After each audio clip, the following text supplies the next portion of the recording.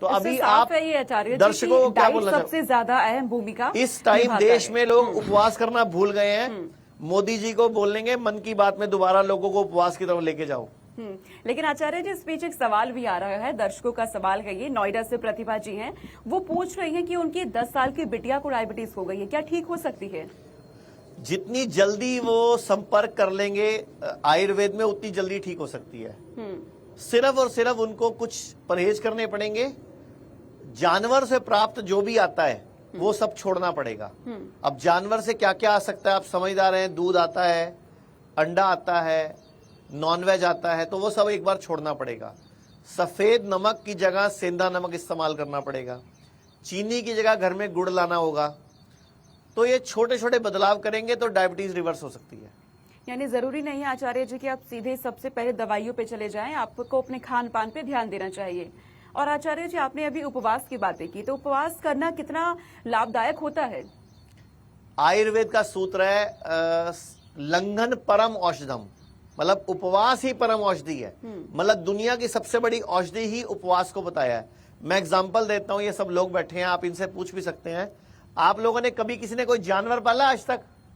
कुत्ता पाला हो, बिल्ली पाली हो, बंदर पाला हो, चिड़िया तोते पाले हो, कबूतर पाला हो, कुछ पाला कभी आज तक? हाँ जी, आप में से किसी ने? आपके किसी जानने वाले ने कोई पाला हो कभी किसी को आज तक? जी।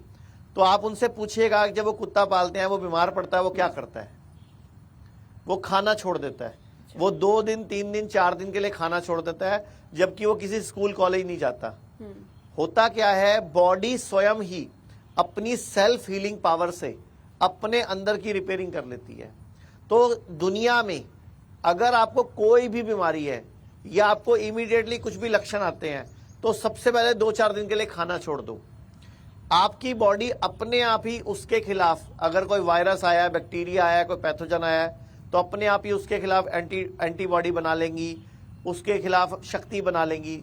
या फिर अगर आपकी बॉडी में गंदा पित्त है, जैसे हमें बुखार चढ़ता है, तो कितने साल हो गए बुखार की गोलियां खिलाई जा रही दुनिया में, जबकि आयुर्वेद के हिसाब से, मॉडर्न पैथी एलोपैथी के हिसाब से भी बुखार हमारा मित्र है।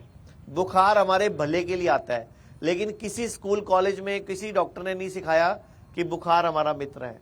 तो बुखार जब भी आए तो सबसे पहले लंघन, उपवास शुरू कर देना चाहिए। खाना नहीं खाना चाहिए, पका हुआ खीरा, टमाटर, फ्रूट सलाद, नारियल पानी, जूस, स्प्राउट्स ले सकते हैं। और सबसे बढ़िया उपाय मैं एक बताना चाहूंगा, जिनको भी बुखार आता है कभी भी, एक बड़ी बाल्टी लें, उसमें 40 से 42 डिग्री टेम्परेचर को मेंटेन करके घुटने तक, ये पांव घुटने तक उसमें डुबो के बैठ जाएं 30 से 40 मिनट, 50 मिनट तक। और पानी को गर्म को मेंटेन करें, मतलब अगर ठंडा होने लगे तो 2-3 डिब्बे निकाल दें और गर्म भरते रहें। मतलब पानी को मेंटेन रखें, साथ में 1-2 बाल्टियां रखें, एक जगह निकालने के लिए और एक बाल्टी गर्म डालने के लिए, और गरम गरम पानी सिप सिप करके पिए साथ साथ। तो हमारे पैरों की जो आर्टरीज हैं, वेन्स हैं, वो डायलेट होंगी, संकुचित होंगी, विमोचित होंगी, वो सिकुड़ेंगी, फैलेंगी, ब्लड सर्कुलेशन बढ़ेगा, 1-आधा डिग्री टेम्परेचर बढ़ेगा, तो आपका बुखार फीवर 1-आधा डिग्री बढ़ के अपने आप ही उतर जाएगा बिना किसी दवाई के। इतना बढ़िया तरीका है ये कि 90% चांस है एक ही बार में आपका काम हो जाएगा। बहुत ज्यादा होगा तो एक बार आपको ऐसा और करना पड़ेगा, या किसी किसी को 2-3 बार करना पड़ेगा। तो हर 4-6 घंटे के गैप पे कर लीजिए। या घर में बाथ टब हो तो उसमें कमर तक पानी भर के उसे बैठ जाए बंदा, तो भी आप बुखार को घर पे उतार सकते हो। आयुर्वेद के हिसाब से फोड़ा, फुंसी, उल्टी, दस्त, जुकाम और बुखार, ये सभी मित्र हैं, हमारे भले के लिए आते हैं। अच्छा आचार्य जी, वो लोग जिनकी जिंदगी में भागदौड़ बहुत ज्यादा है, समय नहीं है उनके पास अपने लिए ही समय निकालने का, तो वो क्या करे? वो उनके लिए कुछ आसान से ऐसे टिप्स बताइए जो दफ्तर जाने के दौरान भी वो कर सके, या अगर उनके पास समय नहीं है तो भी वो उन टिप्स को अपना सके। किस तकलीफ के लिए? जैसे कि शुगर की दिक्कत अगर किसी को भी है, कोई बीमारी किसी को है, तो शुगर के लिए, ब्लड प्रेशर के लिए मैंने एक डाइट चार्ट बताया, DIP डाइट, कि आपको नाश्ते में पहले प्लेट 1, प्लेट 2 और ऐसे लंच में प्लेट 1, प्लेट 2। मतलब आपको जब भी खाना खाना है 2 प्लेट में खाना है। एक प्लेट में सारा भोजन जैसा प्रकृति हमें देती है, और दूसरे में जैसा आप खा रहे हो आज की डेट में पिछले कुछ सालों से। तो पहले आप कच्चा, जिसको आप कच्चा भोजन बोलते हो, बेसिकली वो धरती का द्वारा पकाया गया भोजन है, क्योंकि धरती में आपने बीज डाला, धरती ने उसको पका के बाहर निकाला, तो हम उसको कच्चा बोल रहे हैं, धरती ने उसको पका दिया उल्टा। तो धरती का पका हुआ भोजन वो खाइए, इंसान का पका हुआ भोजन कम कर दीजिए। मैं कहता हूं कोई भी इंसान बीमारी नहीं पड़ेगा। और जब भी आपका मौसम बदले, जब भी मौसम बदले तो आप 5 से 10 दिन के लिए, 7 दिन के लिए उपवास कर लीजिए। तो आप अगले मौसम के अकॉर्डिंग अपने आप को फिट कर लेंगे, अगले मौसम के अकॉर्डिंग आप स्ट्रांग हो जाएंगे। जैसे अभी गर्मियां आ रही हैं, सर्दियां जा रही हैं, तो ये संधि काल है। तो संधि काल में अपने को उपवास रखना चाहिए। जैसे अभी नवरात्रे आने वाले हैं और हमारा भारत का नया साल शुरू हो रहा है, जिसको नव संवत्सर बोलते हैं। भारत में जो नया साल है वो अप्रैल माह में शुरू होता है, क्योंकि सर्दियों का जाना होता है और गर्मियों का आना होता है, और इस टाइम पे फसल भी पकती है। तो ये एक नया साल साइंटिफिक है, लॉजिकल है। जो अंग्रेजों का नया साल है उसका कोई लॉजिक ही नहीं है। उस वक्त पे ना कोई बदलाव होता है, ना कोई पतझड़ होती है, कुछ भी नहीं होता। उन्होंने अपने हिसाब से नए साल बनाए थे। हम लोग भारतीय पता नहीं क्यों उनके पीछे लगकर अपनी शिक्षा प्रणाली, अपना हेल्थ सिस्टम, अपना जुडिशरी सिस्टम सब उनके पीछे लगा दिया हम लोगों ने, जबकि वो सब भारत का अपना होना चाहिए। जी आचार्य जी, आपसे एक सवाल और मैं ये जानना चाहती हूँ कि जैसे कि अभी हमने सवाल लिया अपने दर्शक का कि 10 साल की बिटिया को ये दिक्कत आ गई, शुगर की दिक्कत, तो ऐसे में कम उम्र में ऐसी दिक्कतें ना आए, उस उम्र से ही किस तरह से अपना हमें ध्यान रखना चाहिए, चाहे माता पिता अपने बच्चों का कैसे ध्यान रखें? देखो हमारे देश में एक ही प्रॉब्लम है, वो है खाना खाना खाना। मतलब अगर अब एक पिक्चर थी ना, उसमें बोला था एंटरटेनमेंट एंटरटेनमेंट एंटरटेनमेंट, है ना। तो इस पे मैं बोलूंगा खाना खाना खाना, और खाने का नाम ही है खाना, जबकि हमने उसको खा लिया, जबकि वो नाम क्या है, खाना। तो खाना ही सबसे बड़ी प्रॉब्लम है।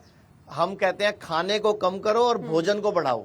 मतलब नेचुरल चीजें जब हमारे खाने में आ जाएंगी, हमारे भोजन में आ जाएंगी, तो हमें बीमारियां नहीं होंगी, ना 10 साल के बच्चे को, ना 20 साल के बच्चे को। ये जितने लोग आपके सामने हैं, ये सब, किसी को डायबिटीज है, किसी को किडनी की प्रॉब्लम है, किसी को लीवर की प्रॉब्लम है, किसी को कैंसर है, किसी को ब्लड प्रेशर है। सारी बीमारियां है क्यों?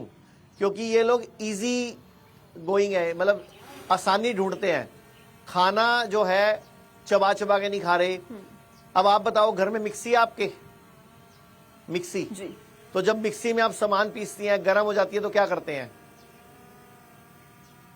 ठंडा होने के लिए थोड़ी देर वेट करते हैं, मतलब बंद कर देते हैं, हाँ, खराब बंद ना कर हो देते जाए। हैं, हाँ। लेकिन इनके साथ क्या प्रॉब्लम है? इनका मूड खराब है, गुस्से में है, लड़ाई में है, टेंशन में है, रो रहे हैं, तो भी ये खाना खा रहे हैं। मतलब मिक्सी गर्म है इनकी आज, तो असूल से इस मिक्सी में आज सामान नहीं पीसना चाहिए, लेकिन तो भी पीसते हैं। और मान लो कभी इनका मन करे कि मुझे नहीं पीसना आज सामान, मुझे नहीं खाना, तो दूसरा आ जाता है, जरा सा खा लो, बड़ा स्वाद खाना बनाया है, आपकी मनपसंद चीज बनाई है।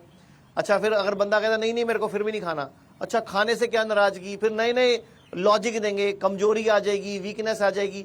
जब कोई हथियार नहीं चलेगा तो लास्ट में क्या बोलेंगे? जरा सा खा लो, बंदा कहेगा नहीं खाऊंगा, अच्छा मेरी कसम लगे खा लो। हिंदुस्तान में कसम देके भी खिलाएंगे, और सबसे बड़ी बीमारी ही खाना है।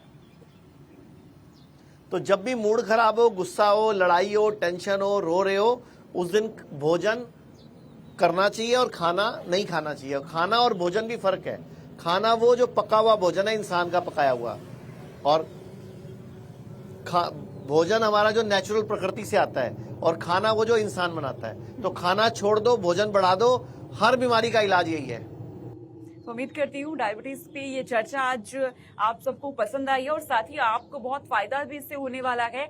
और उम्मीद आपसे ये भी है हमारी कि आप इस पूरे अनुशासन का पालन करेंगे। अगर आप डायबिटीज के शिकार हैं तो भी, नहीं है तो भी आपको इसका पालन करना है, क्योंकि अगर आप चाहते हैं आप अपने जीवन में आपकी चीजें अच्छी रहे, आपकी सेहत अच्छी रहे, असली जीवन को आप जी सके, तो आपके लिए बहुत जरूरी है जो हमें आचार्य मनीष जी ने बातें बताई है, उसका पालन आप अपने जीवन में करिए और निरोग रहिए।